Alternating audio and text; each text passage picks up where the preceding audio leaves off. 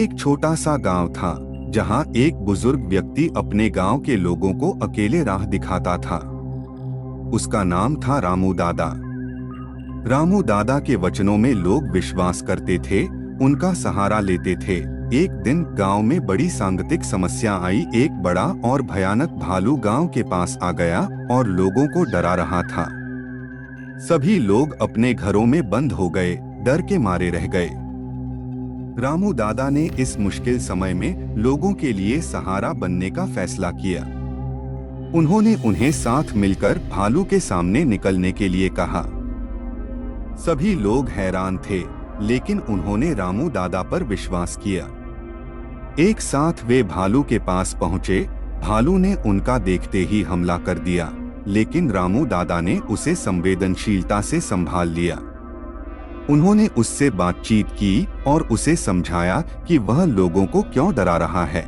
अंत में भालू ने अपना क्रोध शांत कर दिया और उसने वादा किया कि वह कभी भी गांव के लोगों को कोई नुकसान नहीं पहुंचाएगा। गांव के लोगों ने इस विश्वास की शक्ति को देखा और समझा। रामू दादा ने उन्हें यह सिखाया कि जब हम अपने अंतर्निहित शक्ति पर विश्वास करते हैं तो हम हर मुश्किल को पार कर सकते हैं। इस कहानी से हमें यह सीख मिलती है कि विश्वास और सामाजिक सहयोग की शक्ति किसी भी मुश्किल को हल करने में सहायक होती है। जब हम एकजुट होते हैं और अपने विश्वास पर पकड़ी बनाए रखते हैं तो हम किसी भी समस्या का सामना कर सकते हैं और उसे परास्त कर सकते हैं।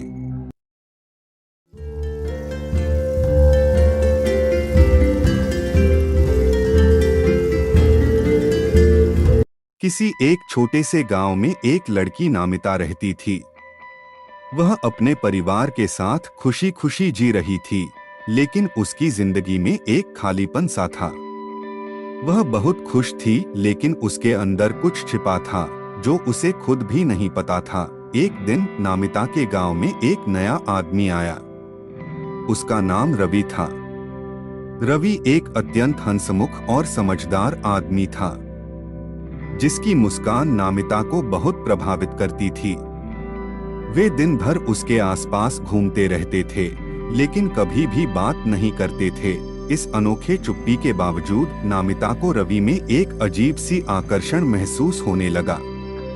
उसे पता नहीं था कि रवि भी उसे पसंद करता है या नहीं। यह उसे जानने के लिए एक रहस्यमय यात्रा की शुरुआत थी। दिन बीतते गए और रवि और नामिता के बीच की नजदीकियां बढ़ती गई। रवि ने अंततः नामिता को अपने दिल की बात बताने का फैसला किया।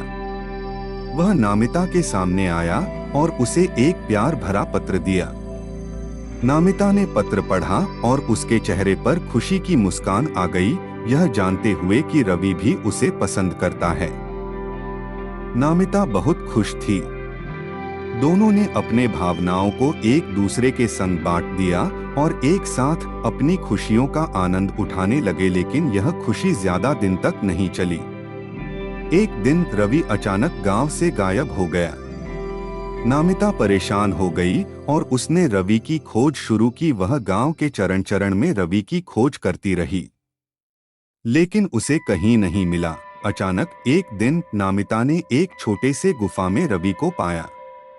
रवि वहीं था, पर उसकी स्थिति बहुत खराब थी।